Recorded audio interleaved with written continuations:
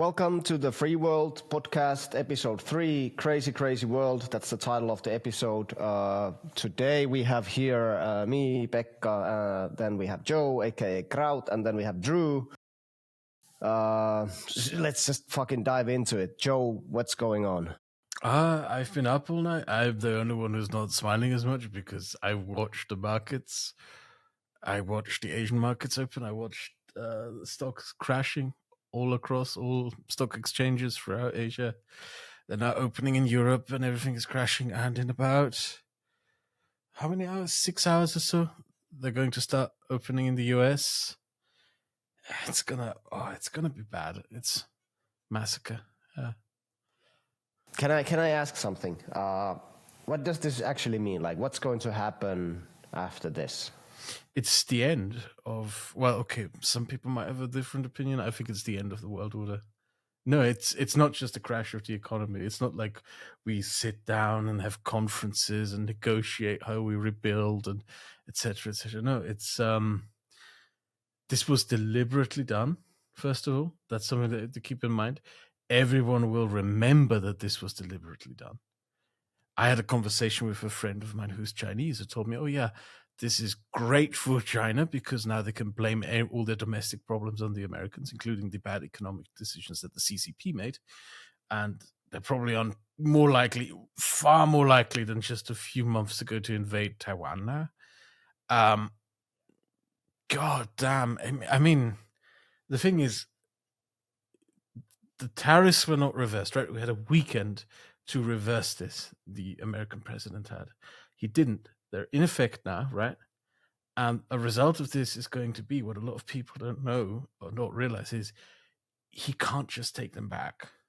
He will have to renegotiate new agreements, which means he did this with every single country on the planet except for Russia for some reason. And he will have to negotiate new treaties with every single country. This is going to be a years-long process to undo even, right? So even in that sense, even if you want to fix that, you have to start. Like, I don't even know how to. Like, this is the US basically. There's no, like, completely. You could compare it to Brexit, as some friends of mine did, but Britain. Yeah, it's worse than Brexit because the US is a superpower. Well, it's basically them just saying, I'm tired of being a superpower. I just, fuck it. I'm going to crash the markets and crash everything. It doesn't make any sense. Even Brexit, though, like, Brexit was ending, obviously, like, the open free trade access with Europe. But they didn't then put 50% tariffs on Europe. Like, this is another level. This is literally going back 100 years. It's higher than the Smoot-Hawley tariffs, which were, like, big part of the Great Depression in the 1920s and 30s. Like this is how bad it is. I think it's another order of magnitude above Brexit. And I'm just kind of thinking, to be honest, I know that people think that Trump defies gravity, and obviously up until this point he has, but I think this is going to be the first true test of his popularity, because all the crazy shit that he did in his first term, there were obviously 2 attempts to impeach him when he did do blatantly illegal things. But that was always against the backdrop of, like, an amazing economy in America most of that time, prior to COVID, obviously. And, people remember the first term economy very fondly. He basically had pretty good economic growth most of that time. And it was probably because he basically gave Kushner and Mnuchin, basically, like, they were basically running the government. Like, it was sort of like a deep state duumvirate. They were essentially just running the government while he played golf. And then he always had about 35 to 40% popularity, even when he was doing this crazy stuff. He would do these blatantly illegal, crazy power grabs, etc. But obviously, the economy was always humming along very okay, like, very nicely, and therefore his popularity never truly created. It's going to be the first time it really takes a huge hit. And I know people think that he defies gravity, and yes, there's the sort of like MAGA diehard of like 20% of the American electorate, but the Trump electoral coalition is a coalition at the end of the day. Obviously, there were about 30-40 million Republicans who will probably just rusted on. They'll just vote Republican every single time there's an election, no matter what, right? And they end up voting for Trump because they work it out in their heads that Democrats are worse for them. We can all think that's immoral. We can all think they're immoral. But at the end of the day, like those people, they haven't actually, experienced true economic pain as a result of Trump's decisions, right? We see the cult of sacrifice that's popping up with like, some of these MAGA influencers going like, embrace poverty for dear leader, like full Chairman Mao. But that's like, that's a hardcore death cult part of the base, right? That's not this, beyond that base, there's still 30, 40 million Republicans who just, they're rusted on, they'll vote with Trump, they'll vote almost anyone who puts up on the ticket. And up until this point, they've excused a lot of morally disgusting stuff.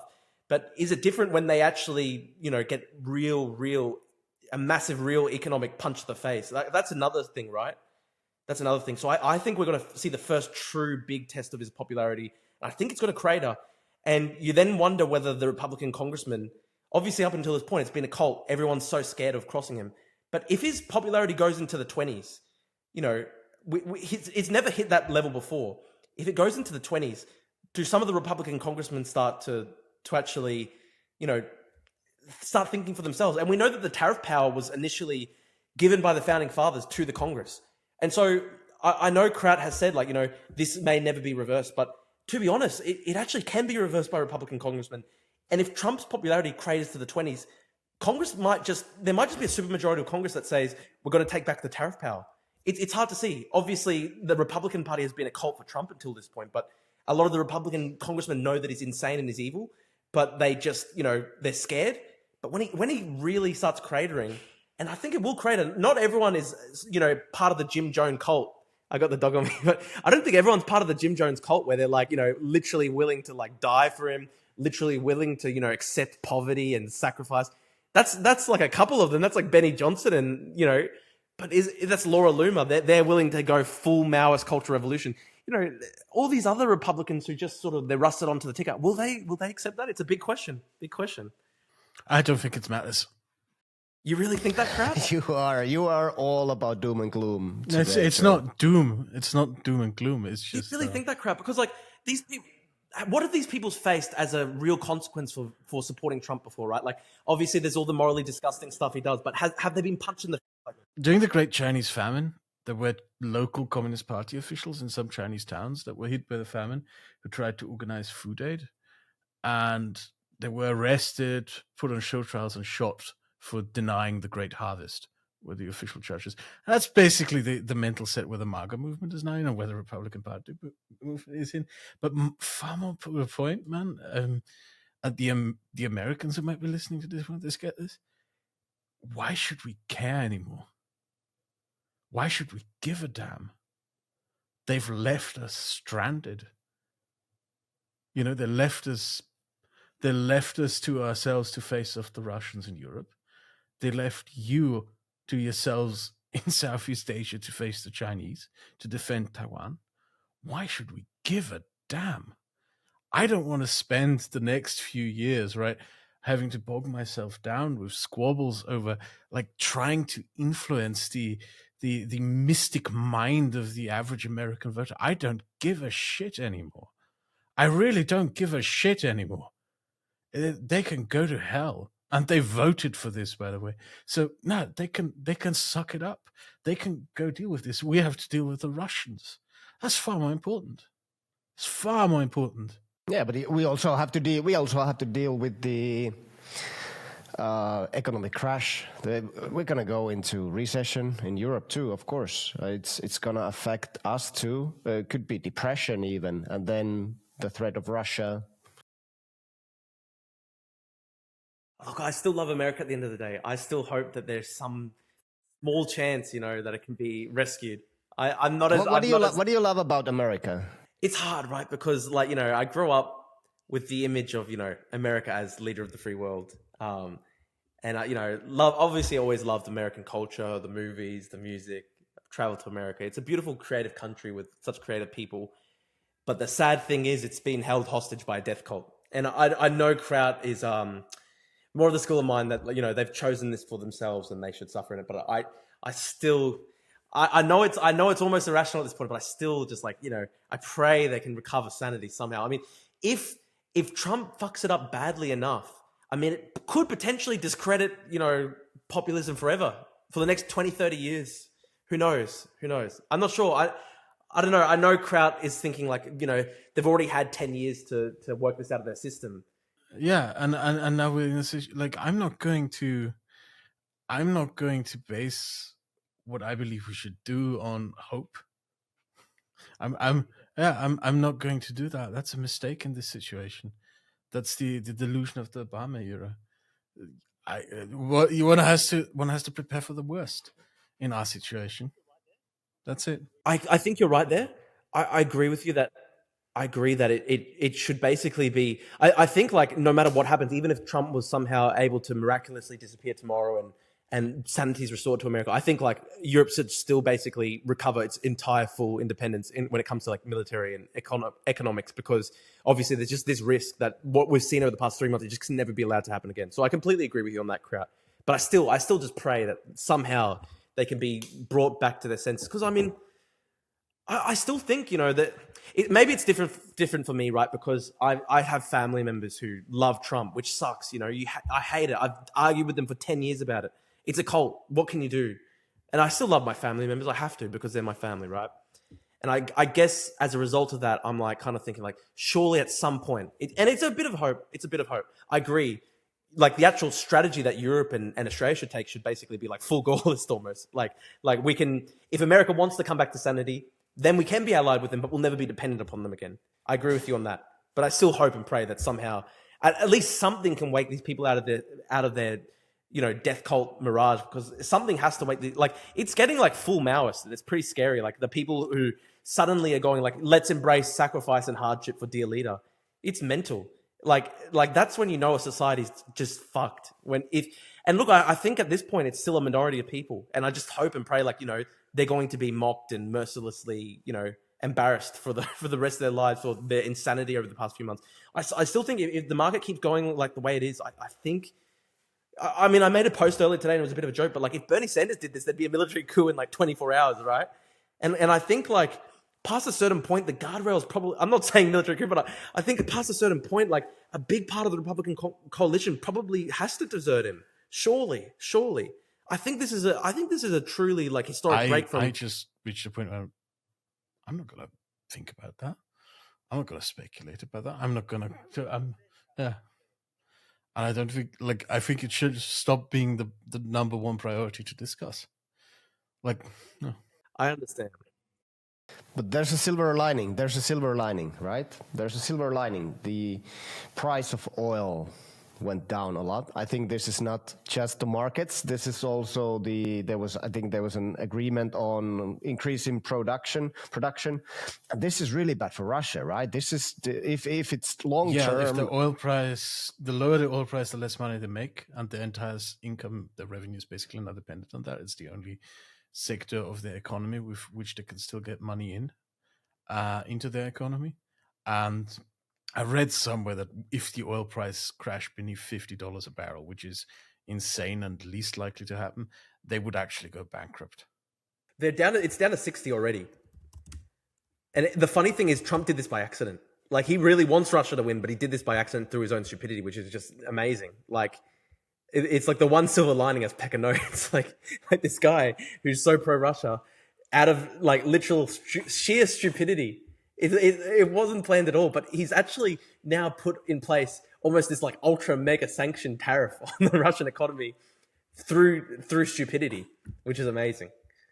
Like, it's down to $60 a barrel now.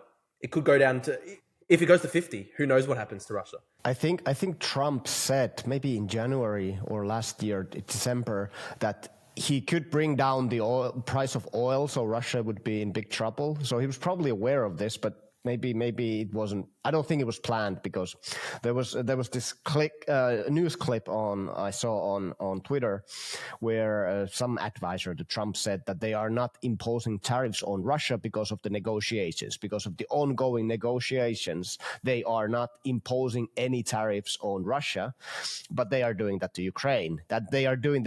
So like, what's the logic here? And they didn't even impose any tariffs on North Korea or Belarus. I mean, there's probably not much business going on between the countries, but still, it's the message. It's the message. Like, this is crazy. Like, why aren't you imposing tariffs on a country that's waging war, brutal war in Europe, and then you put the tariffs on the defender. That's just ridiculous. I mean, it's deranged. The whole policy is deranged. Like, people were asking why. Like, there was a funny moment where, like, it turned out that he put higher sanctions on, or he put higher tariffs on Israel than he put on Iran. And, you know, like, he worships Netanyahu. It's just strange. Like, it's like, what the hell's the go here? Like, what's he trying to do? And it was funny. Like, a day before Liberation Day, he called it. A day before, Israel said, okay, we're going to put 0 tariffs on America in advance of that. And then he just comes out the next day and just, like, he's putting higher on Israel than compared to Iran. There's no kind of through line here. It's just bizarre. The only countries, as you say, that that escaped this were North Korea, Russia, Belarus, like, just these insane basket cases. And then they go, oh, well, it was just because we don't even do any trade with them. Russia still exported $3 billion to America last year. And their trade surplus, so America's trade deficit with them was $2.5 billion. And for some reason they escaped that. But the silver lining, as you said, is he's put basically the ultra mega tariff on them, which is like destroying the oil market, which was completely inadvertent, because it also fucks over America's shale oil producers as well. Like, it does massive damage to the American oil market. Just the whole thing's insane in every single way. It's so inadvertent, yeah, because it smashes the American oil industry. No, not yet. No. Yeah, I've mainly looked at okay, the East Asian markets are probably a little it's probably worse than Japan, because the Japanese did a lot of investments in the US. They own $1 trillion in US national debt. They're very interconnected with the US economy, right? When it hits us in Europe, it's also going to be bad. It's hitting us right now, but we, according to at least the economic analysts that I read, we have an easier pathway out, right? We're not as dependent on the US, and we have a quicker pathway into other markets. But the really two tough ones who are going to be hit are the Americans, of course. They're going to get it worst, and the Chinese. The Chinese are going to get it really hard too. These two are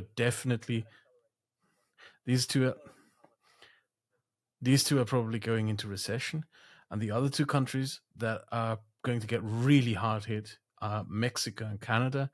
And in Canada, could get really, really bad, because their economy is so intertwined with the United States. It could get really, really bad for Canada. Really bad recession in Canada, unfortunately, which means, like, I've had some stuff that apparently in Brussels there's already it's swarming with Chinese diplomats. I don't know if you had the same stuff. I know that you also have a few political contacts, but who are trying, because the Chinese are already coordinating their tariff response together with the South Koreans and Japanese, and apparently they're trying to get the Europeans to coordinate a counter-tariff response as well, that everyone in the world just goes full-on counter-tariff on the US, which would wreck the US economy almost completely. We're basically in a situation, geopolitically speaking, because geopolitics hasn't really been publicly discussed of this yet, where what Trump did is he loaded 2 guns. He gave one to China and he gave one to Europe. Both guns point at the US, and he's daring them to pull the trigger. That's what he's done. And the Chinese already pulled the trigger, so it's only us left now in Europe. And I don't know if we're going to pull it. Pulling it would be really bad, by the way. The Americans would not forgive us. Definitely not. For decades to come. If we don't pull it, Trump's going to bully us. We might look... Yeah. Or we do a halfway solution. Like the plans that are currently being discussed in the EU are tariffs specifically targeting the businesses of people who support Trump, and targets specifically targeting businesses in red states. But if we do that, we risk in the future the Republican Party becoming the anti-Europe party. So there is no good solution to any of this. I mean, the only thing outside of tariffs that we will have to do, and it's really important that we do that now, is negotiate new treaties and deals with countries like Canada. Like, definitely get Canada into a European orbit, not order necessarily.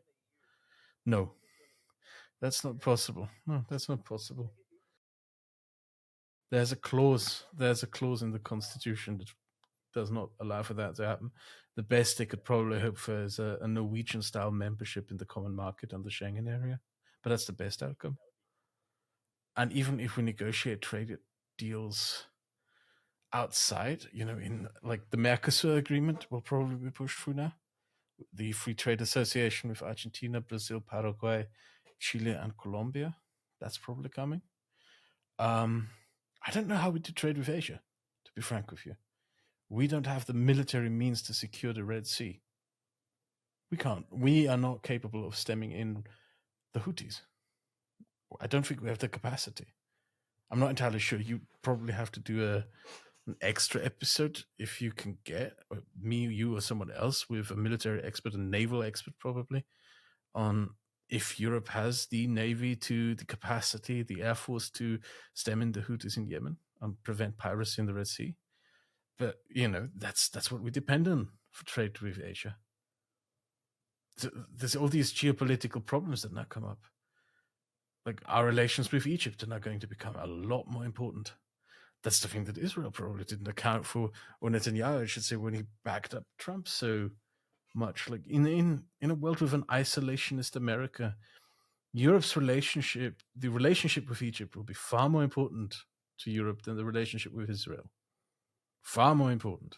But what about energy? Will energy be a problem for Europe because, well, there will be less trade with the United States, and there will be no trade with Russia, hopefully, in the near future. Of course, there will be these countries like France and Slovakia, Hungary, who will still do a lot. Spain, they will do a lot of business, energy business, gas, LNG, and so on with Russia. But will we be in trouble in that sense? Like, will energy be a big problem? We're moving to solutions to that within a decade, to be very honest with you. Like, because that's what we spent the last 3 years doing, or at least that's what the countries in Europe that made themselves dependable on Russia spent the last 3 years doing. When we talk about this, we often forget that. Like you in Finland, you built a nuclear reactor. You already saw what was coming over 10 years ago, so you decided to build a nuclear reactor. Yeah. You still have it, though. That's the thing that matters. The French have their nuclear power plants. The British have their nuclear power plants. Poland buys its gas from Norway.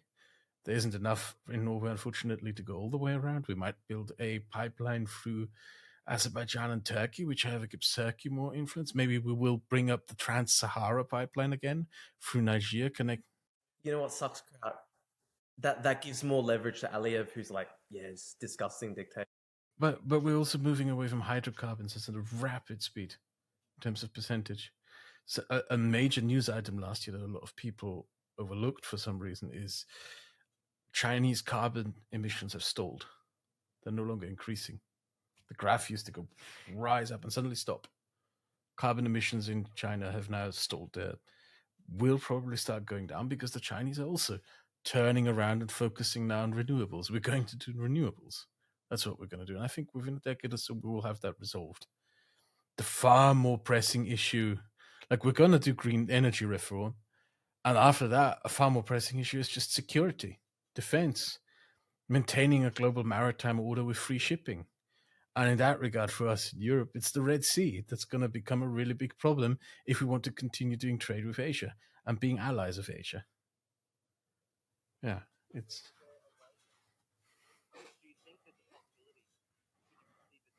Is there a way that do you think there's a possibility? Could you perceive this happening where maybe Europe seeks a kind of reapproachment with Iran or something like that to try and stop what's happening in Yemen and the Red Sea? I mean, I would be against that because obviously, like, Your OBS just glitched out, but I'm just going to keep talking anyway.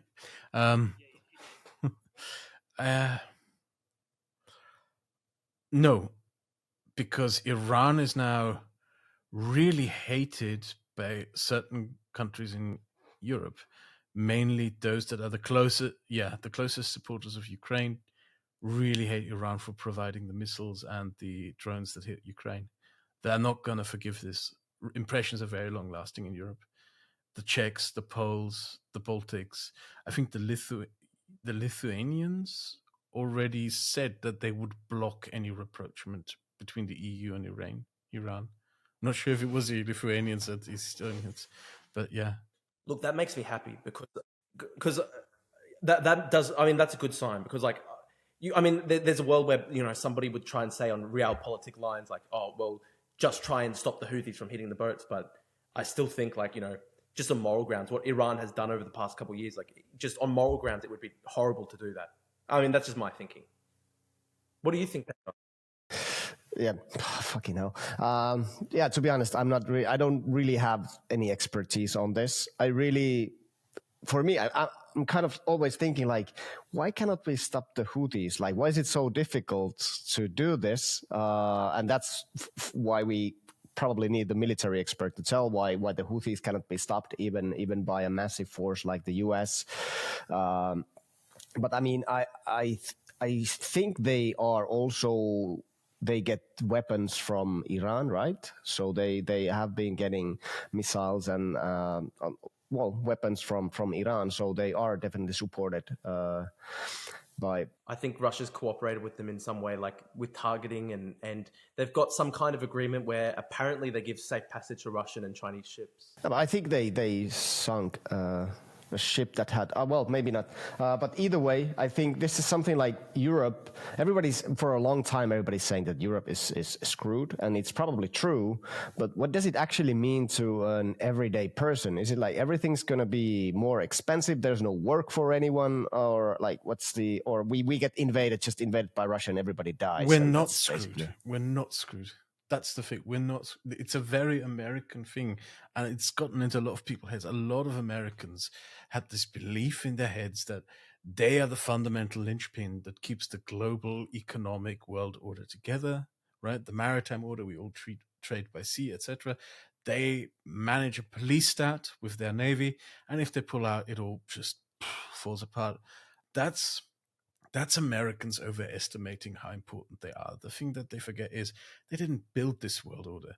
They inherited it from the British, who took it from the Dutch, who took it from the Portuguese. It's been there before, right? This maritime order has existed. It's just that now that they're going to surrender, and that's an important word to use it, they're surrendering a responsibility. They're not, just disappearing. No, they're doing a surrender. They're surrendering influence. And what's going to happen is that others are going to jump in and take over these responsibilities.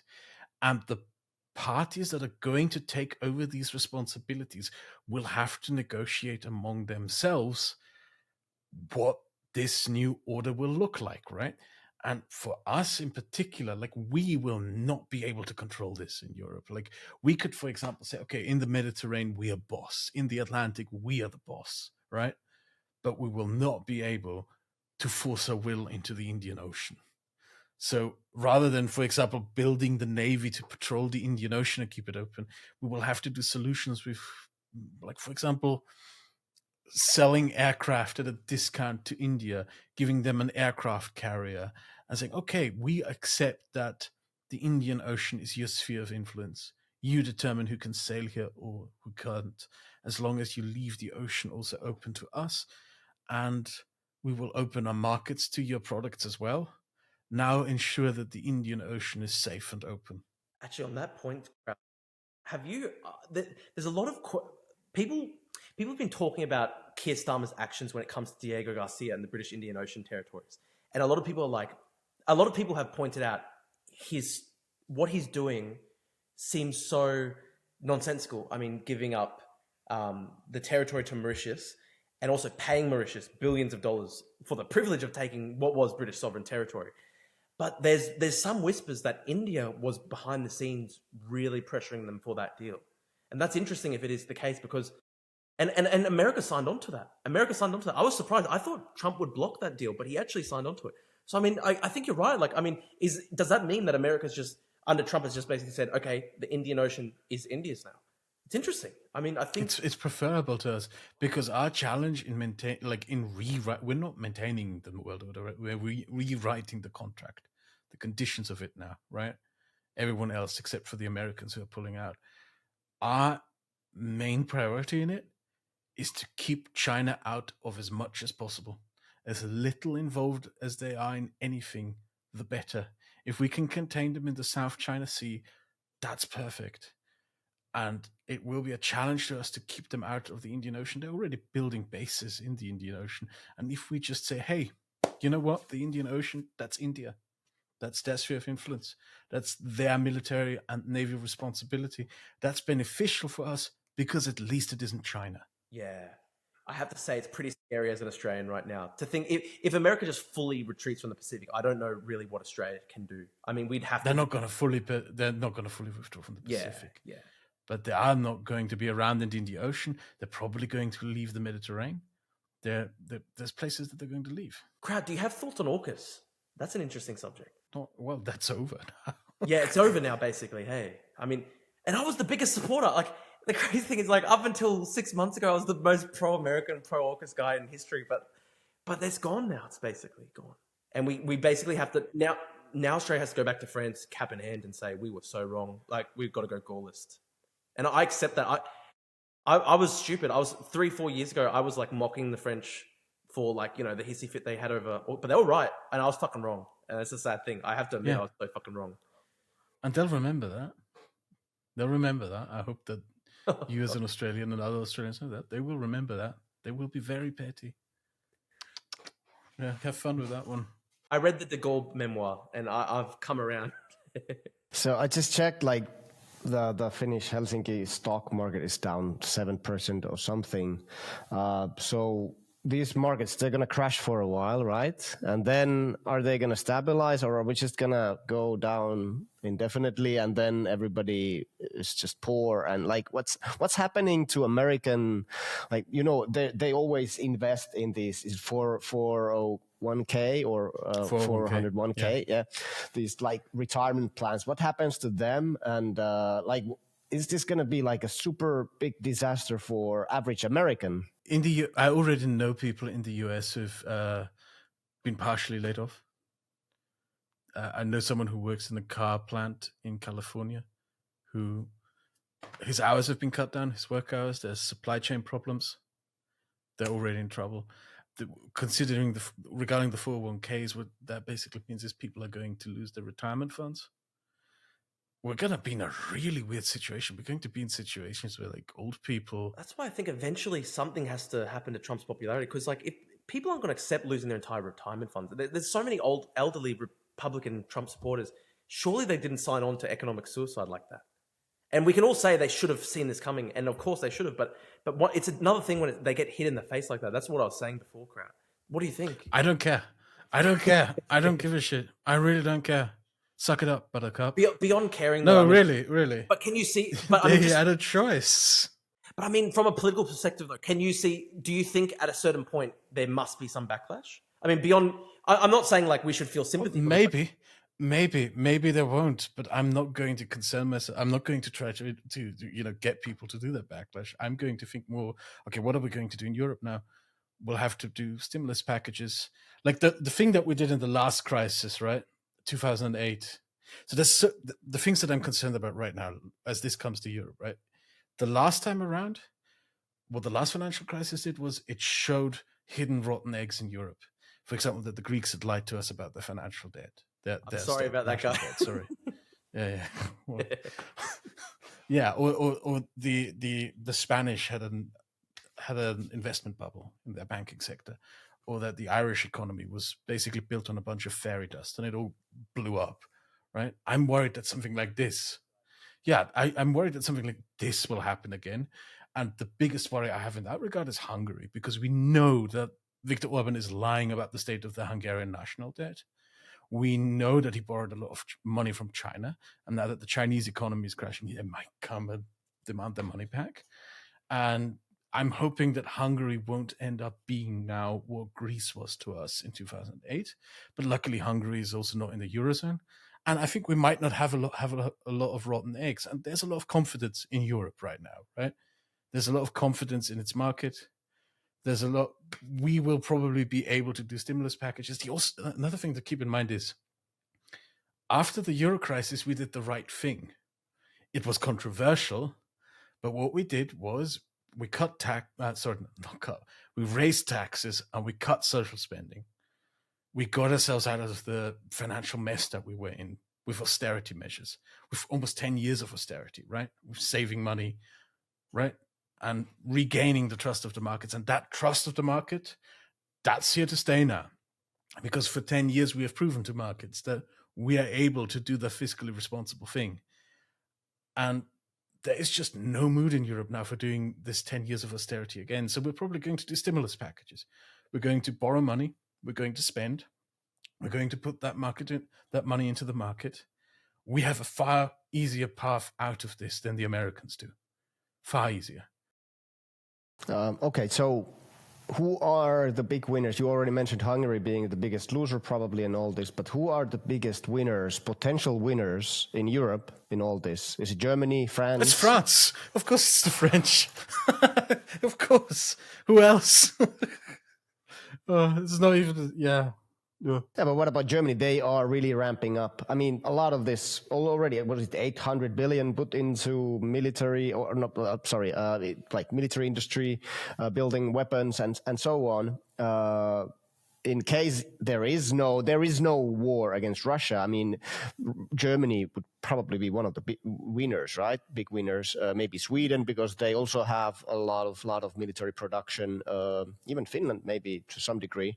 You probably remember that throughout the last 10 years, we've been praising the German economy for its manufacturing, right? For making cars, etc., etc. But the reality of the matter is the German economy is very stagnant and backward. This clinging on to the manufacturing sector caused drawbacks in the service sector. There's no tech industry in all of Germany. Germans are not good. They don't have an innovative economy, right? There's far better prospects in places like France, which are far more innovative than the Germans, actually, in terms of what they develop. Like the Czechs are making electric cars now with Skoda. But they've got an AI system somewhere. One of the I don't know the name of the company off the top of my head, but they're like, are they the first Europeans to have their own AI sort of? I just wanted to put it out to say, like, even if there's some things that they may have accomplished, the Germans are in for a very difficult period of economic restructuring, modernizing the economy, right? Getting back on top of things. As for the French, I thought you were talking geopolitics and not economic. Like economic, it's very difficult right now to make predictions because we're in an uncertain time period. I'm just saying that we have an easier path out of this than the Americans do, out of crisis and recession. We're probably not even going to have a recession, possibly, right? Not going to say, make that a definite prediction, but it's far less likely that we will fall into recession than the Americans. But geopolitics, this is going to be a French century in Europe. Definitely a French decade, possibly a French century. They're going to be seen as the leaders of Europe, certainly for the rest of the decade, possibly beyond. But I think that's still a kind of, I dislike the French approach because the French, of course, we all dislike the French, but also their approach is I don't like it because there's a lot of this. There's a lot of Macron doing, I don't know, photo shoots, and there's a lot of talk. We are the defenders of Europe. And then when you look at the numbers, for example, when they talk about Ukraine, we have to defend Ukraine. We have to send them everything we have. And then they send nothing. Well, not nothing, but not much. They are not sending that much equipment. They are not sending a lot of shells, ammunition, drones, and yet they are buying LNG from Russia. So when you kind of like you look at bilateral aid and then you look at how much they spent on Russia, they almost spend more on Russia than they invest in the future, European future, and in Ukraine. But maybe I don't see, there's something I don't see here. Maybe you guys know better. I think what's happening is that the French wanted this to happen since the 50s, right? They wanted the Americans out of Europe. They wanted Europe as a geopolitical sphere on its own, right? And they wanted to have a leadership position in it. And I think in a way what happened here is that this is the dog that runs after the car, finally catching the car. Yeah, it doesn't know good what point. to do with it now. Wow. It really, yeah. That's a good they point. Have no idea what to do That's next. a great analogy. This is what they wanted, but now they have it, and what do we do now? That's the issue. They're planless, I think. And what Macron is doing is he doesn't have a plan, but he's very good at pretending to have a plan, I think. But why are they so? Why is there that gap between their rhetoric on Ukraine and what they actually deliver? Like, what's behind? Because they can't afford it. because they can't afford it. That military independence that they have, right? They make their own aircraft, their own missiles, their own ships, their own nuclear submarines, their own nuclear delivery systems for their nuclear weapons. That includes missiles and intercontinental ballistic missiles and medium-range missiles, etc. So everything in France is independent from the US arms industry, right? They do it all by themselves. The cost of that is enormous. They spend so much on their defense sector, their defense industry. I'm not talking like GDP for defense. I'm talking how much money they pump into the salt, etc. Right? Yeah. And now, the result of that, ironically, is that now that it is necessary to defend yourself, they don't have the money to spend all that much. That's the irony of the story. So they're technically... The best favor that we could do is buy French weapons. That's the best thing we could do to resolve that, is buy some French planes, buy some Rafales, buy some French submarines. That's the best thing we could do. I'm interested, Kraut, because you would actually know the answer to this. So when you look up like French GDP defense spending, it's like 2 point something. But so why is it that like the actual official GDP to defense expense ratio is like relatively small, but they're able to have this massive, independent arsenal, etc.? Oh, they subsidize the defense contractors. They have the salt tariffs, and they're also notoriously ruthless, or I should say not ruthless, but just what the word is. They don't care who they sell weapons to, as long as you buy them. Yeah, amoral. Yeah, well, not necessarily. Well, I think in some cases you could say that, because like they sold in the 60s and 70s modern fighter jets to apartheid South Africa. They were going to help Saddam Hussein get a nuclear reactor. Yeah, which is mental. Modern fighter jets to Saddam Hussein. They sold missiles to Argentina that were used to sink British ships. They don't really give a damn what you do with the weapons as long as you buy them. And that's one of the ways that they sustained it, by just selling it to anyone, basically. Do you guys remember the World Cup in Qatar, when thousands of slaves died while building the stadiums and so on? I watched a very interesting documentary maybe a few years ago about how basically they got the games because the Qatar bought some French planes. So there was a lot. Sarkozy was also involved in this, and it's just like it is amoral. It is extremely. Is it amoral or immoral? But I mean, it's shady. To be fair to the French, if you're going to operate this enormous arms industry where you produce modern fighter jets, modern tanks, modern weapon systems that are all intended to be able to be a peer competitor with the United States, right? If you're willing to do that, take on such a big country as the US and its enormous military industrial complex, and build your own that is able to compete with it, morals isn't exactly something that you can care about.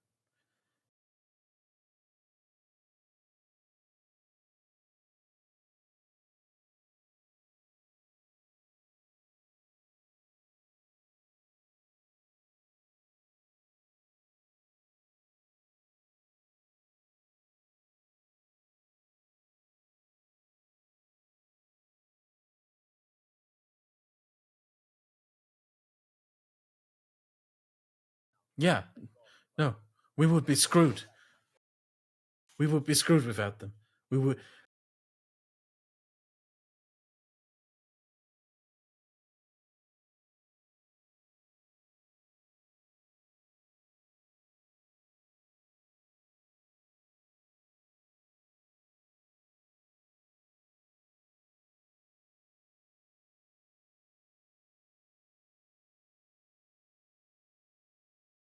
Well, the thing, there's a solution to it now for us.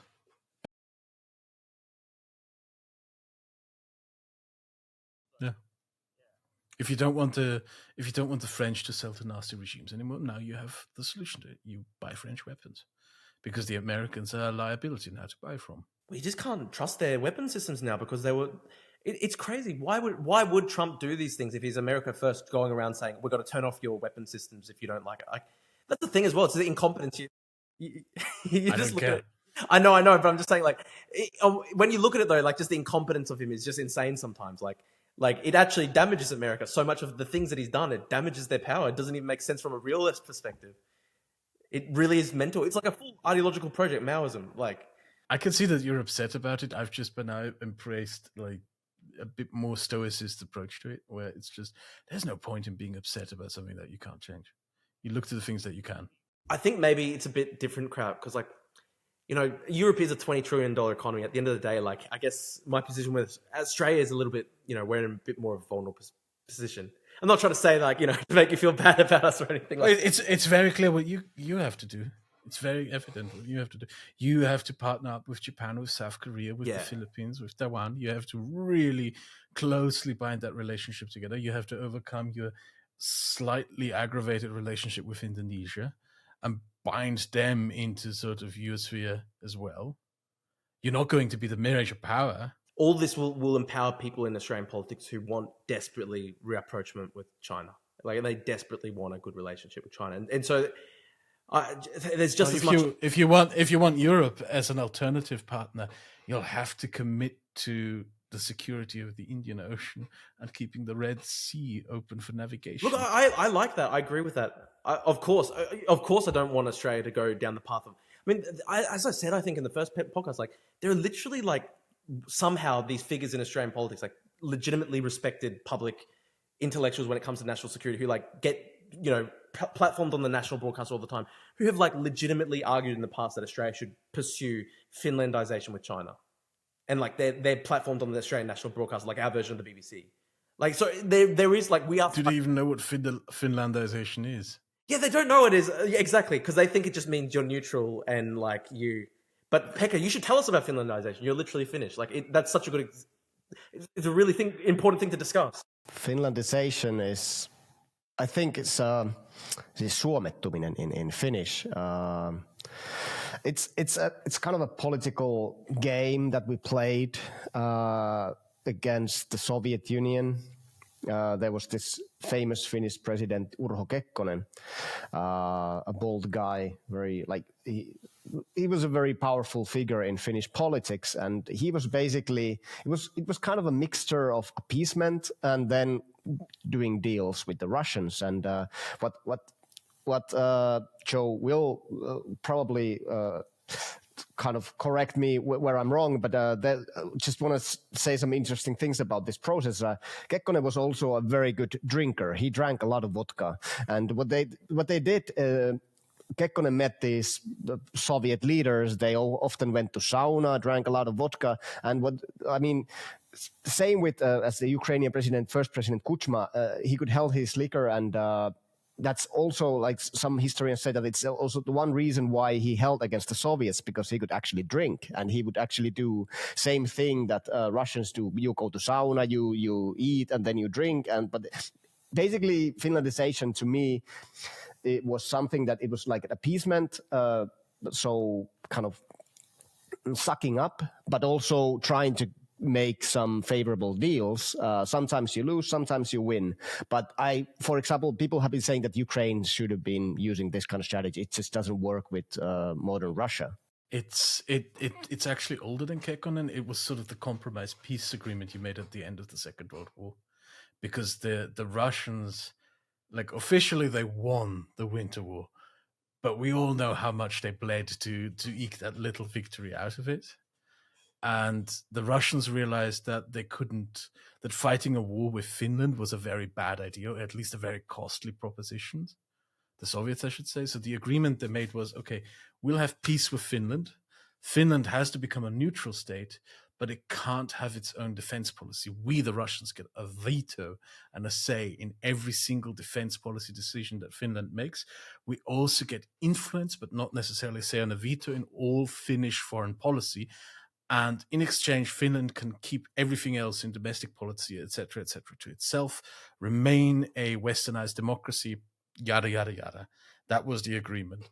Kekkonen is so famous because he managed to push that really to the edge, and within that constraint still managed to do really amazing things, impressive things in foreign policy, at least. I know that domestically he's very much more controversial.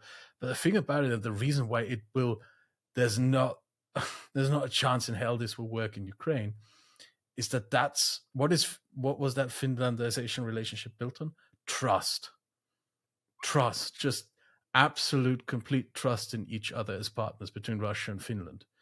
And as soon as Russia became completely untrustworthy, it became a worthless relationship, a worthless, status. You can't do that between two partners who don't trust each other. Can I ask, guys, because you guys obviously are way more familiar with Finlandization than I am. Like my understanding of it was that, there was some level of self-censorship in Finnish society. Like there was pressure when it came to radio broadcast. There was pressure to remove, books critical of the Soviet Union, etc., from libraries.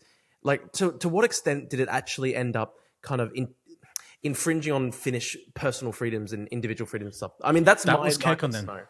Yeah, that was Kekkonen, and as critics of Kekkonen will always point out, he was a very ham-fisted, authoritarian leader in domestic politics. Maybe Pekka can correct me on that, but that is what I read, that he was extremely authoritarian in his style of leadership when he was president of Finland and prime minister as well, I think. That's the thing. But also we sometimes have this, who is the greatest Finn of all time, and Kekkonen always wins. People love him. It's like Tito, Yugoslavia. He has an amazingly good reputation, even though, I mean, you have to be kind of ham-fisted guy if you want to be powerful politician. You have to be, if you can bend the Soviet Union to your will, that is not really, that is his great accomplishment. Exactly. Yeah. So basically, I would say that in many ways he saved Finland at that time. But later on, Russia became untrustworthy, of course, and you cannot really use this strategy anymore. It might work somewhere else against someone else. But for Ukraine, it definitely wouldn't have worked. That's the definite thing. And my nightmare in an Australian context is like they start going around taking books off the shelf that are critical of Xi and critical of Mao and stuff like that. How would a Finlandized Australia even look like? Like you would only exclusively buy Chinese weapons, and the Chinese would have a say in your defense policy. Like the thing that was a part of Finlandization was an agreement that if the Cold War ever got hot, Finland would join the Soviets if the war was fought in the Baltics. That's why it's crazy that we had public intellectuals in Australia saying we should consider Finland, because I don't think they would understand to that degree that I don't think this sounds like people who don't know what it is. Yeah, they think it's just neutrality. Exactly. Yeah, but there are sort of appeasement. There's certainly a lot of pro-appeasement people in Australian politics, unfortunately, and it's scary for somebody like me. It's tough. Can we briefly talk about the tariffs? Just briefly, because I think it was yesterday, there was this interesting story by, what's the name, Rachel Maddow. And there is this guy, Peter Navarro, who's been coming up with the tariff thing for Trump. And in his books, he referred to a guy named, let me check, it was Ron Vara. And this guy didn't exist. He made up a guy, a tariff expert. Anagram of his own name. An anagram of his name from Navarro. And it's like, is this the kind of the spearhead of the tariff politics? It's just, I'm just going to say stupid people who don't know what they're doing. And there is this guy who uses makeup and cheats at golf who's just signing the papers. And is that like the level of politics right now? Trade politics in the States. I wouldn't give that the title of being the spearhead of tariff policy, because there are circumstances in which tariffs make sense. But that Navarro guy is just a crank. But he has a lot of influence over Trump. Yeah. And bless him, let him have his fun for the next few months explaining this mess away. But, my God. But I can give you an example where tariffs make sense. The car industry in much of the West is currently in decline. And the reason why is very simple. The Chinese are selling their cars everywhere, and Chinese car manufacturers don't need to make a profit because the Chinese Communist Party they're subsidizing the car manufacturers so that their cars are cheaper on the global market. And this is a situation where tariffs would make sense, specific targeted tariffs, where you go, okay, if you want to sell your cars, yeah, we would put a tariff on Chinese cars so that they compete fairly with other cars on the European market. That's where it makes sense. And Obama put a tariff on tires when the Chinese were dumping tires on the American market. Like, it sometimes makes sense, especially if you're confronted with, like, we subsidize agriculture in Europe. If we, for example, started flooding, I don't know, Brazil or Canada with agricultural products, it would make sense to tariff European agricultural goods. I'm not gonna. I'm just gonna say I'm not gonna buy a French car. I'm not gonna buy a French car. That's the limit for me. German maybe, but not French. So I don't own a car. I couldn't do German because of like their close collaboration with China on the car when it comes to car manufacturing. But you're right though, Kraut. But it's one of those classic Trump things. Like, as always, he just does everything in just such an insanely incompetent way that probably for the next like 30 years, like tariff is going to be like one of the most reviled words in the English language. I don't know. I think he genuinely believes that the 1910s and 1900s and 1890s were the golden age of America. I think he genuinely believes that. He's one of these people who wants to travel back in time. And the thing is, you can't travel back in time. We live in a different world now. And it wasn't. Was it? It's like you had the Great Depression. I think that's the name says it all. Like it wasn't really the end of 30s. They were pretty. End of 20s, 1920s. They were pretty grim time for everyday American. You know what's funny as well? Like, Kraut, you know how he's like obsessed with like McKinley and like, the 1890s as like, the supposed golden age. Like, we all know like Trump has never read a book in his life. So somebody's like explaining all this stuff to him. Like, somebody's reading the books on like that are like hagiographies of like McKinley. And they're saying to Trump, 1890s were the best time ever. And he just like buys all this. I know it's probably Navarro, honestly, who's doing this stuff. And it's just insane. That's the libertarian wing of the Republican Party.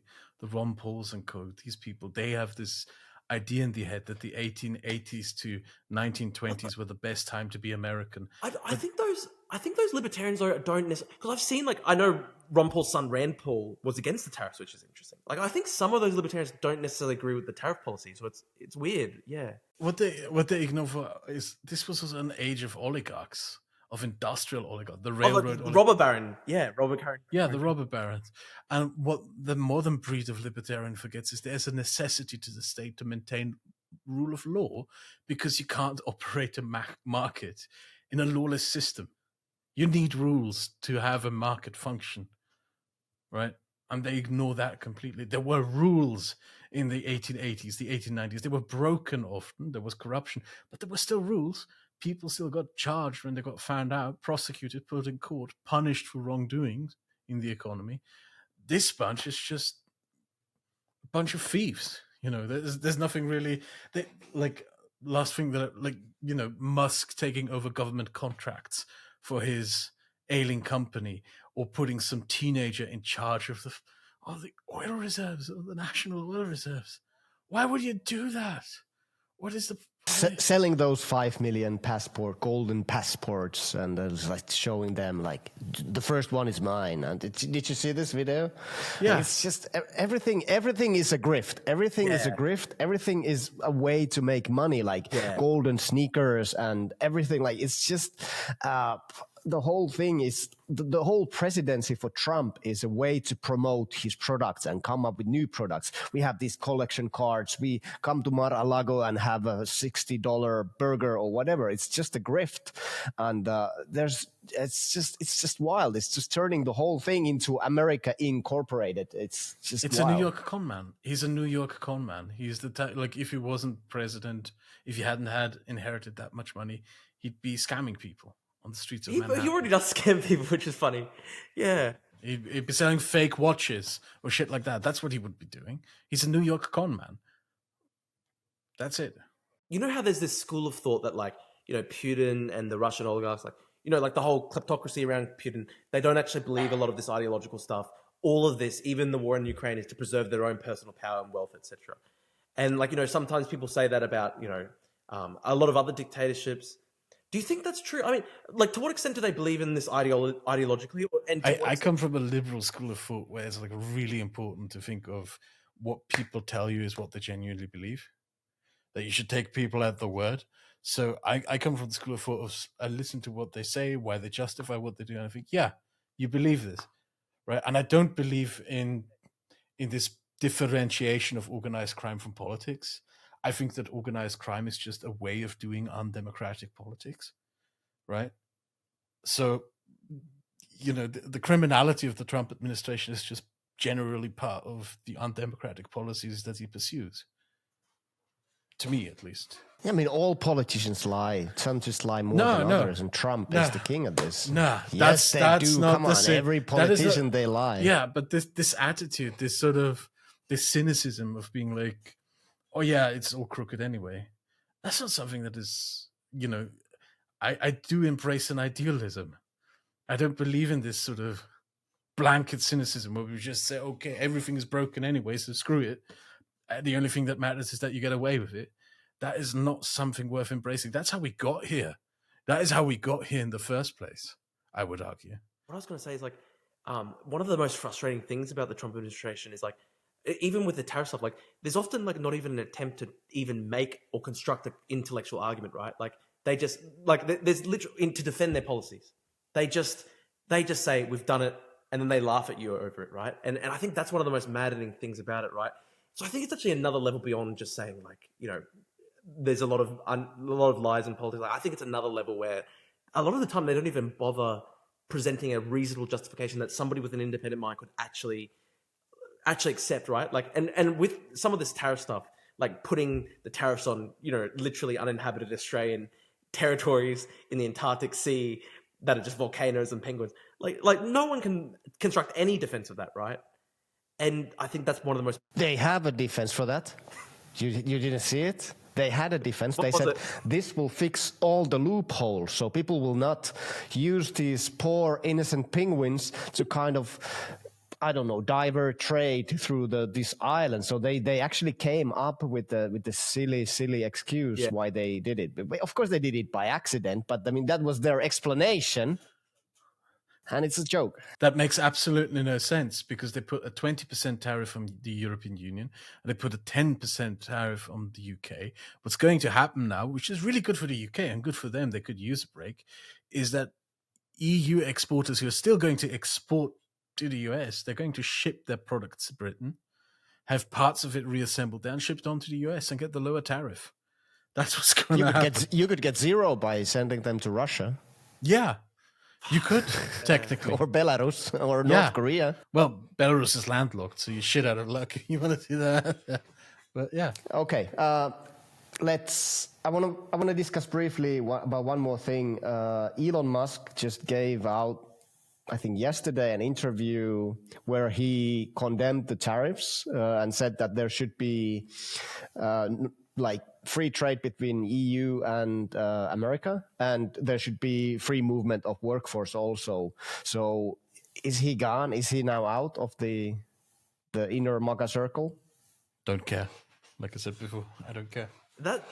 You have to start speaking. We were gossiping. People love gossip, and no, just kidding here. But I mean, it's. I think it's still an interesting thing because they were so close. I mean, Musk has had a big role in Doge, cutting spending and so on, and now he's basically speaking against. I think he's a con man. But they all are. Well, right?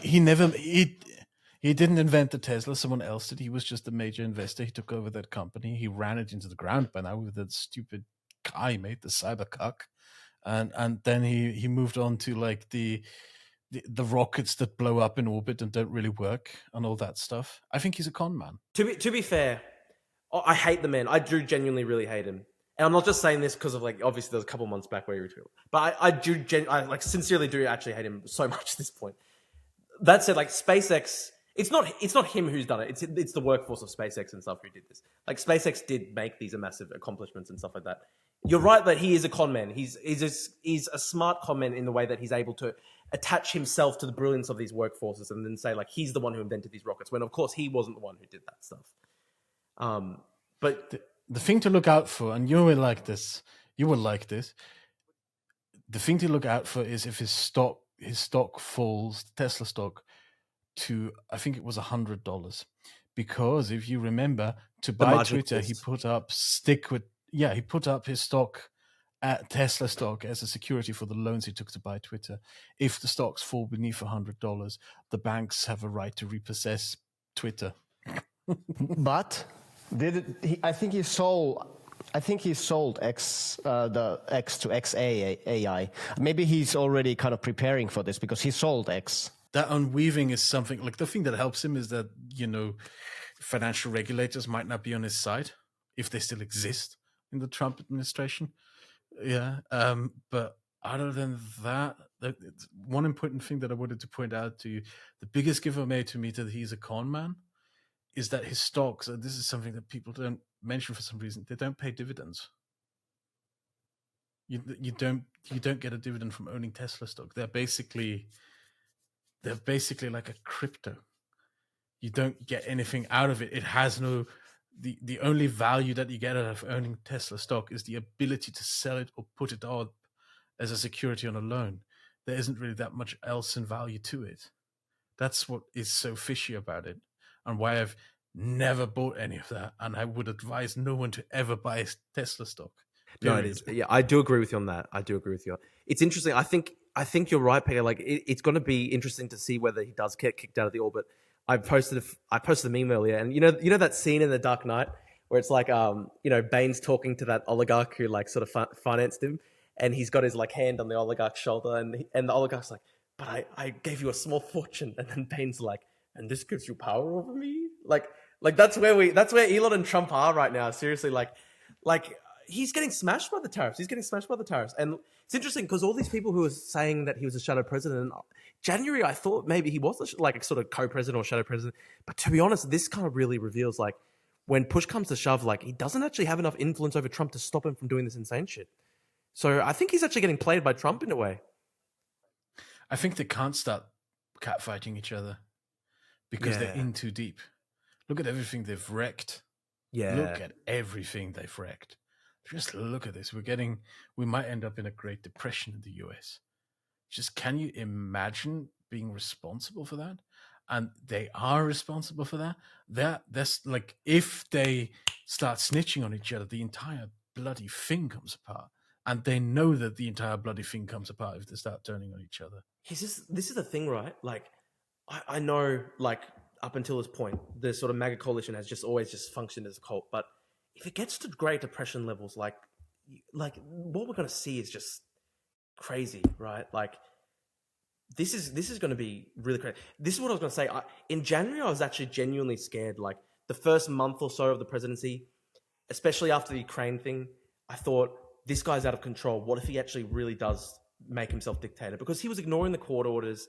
It looked for the, that first month and a half of the Trump presidency where like he started going really hard. He was ignoring the court orders and nobody could really restrain him.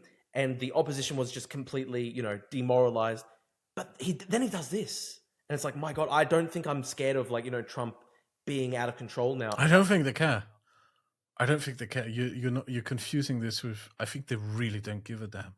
I know, but what I'm saying is like, I think at this point, I think it can get to the point where like MAGA just gets politically destroyed, like just destroyed. Eventually, it's going to really hit the wall. Oh yeah, that's definitely possible. I think that this economic crisis might cause that, but that's what I meant. think we're still far away from that.